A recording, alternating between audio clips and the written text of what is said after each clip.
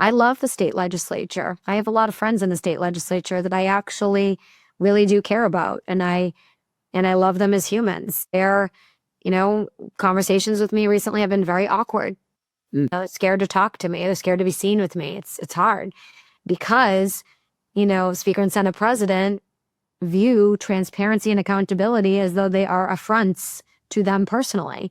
They view this audit as though it's an affront to them personally, that it's a challenge and a reprimand to them personally. It has nothing to do with these folks personally. It has to do with getting access to how our taxpayer dollars are being spent and increasing, transparency so that systems are functioning better to help make government work better for those it's there to serve.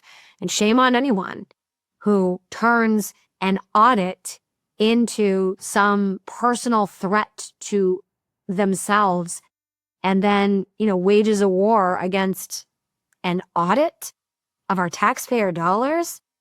That is wrong. That is wrong. You can love your legislator and also love transparency. You can love your legislator and also want to make sure an audit gets conducted. And shame on anyone who tries to manipulate their way out of this audit or, personally insults anyone who's associated with this audit. We've had a lot of personal insults come towards our office.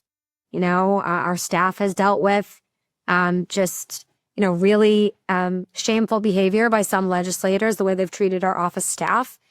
And, they're trying to do their jobs. They're trying to obey the law and implement the law that you voted for. And, they're being blocked from being able to do the job that you told them to do.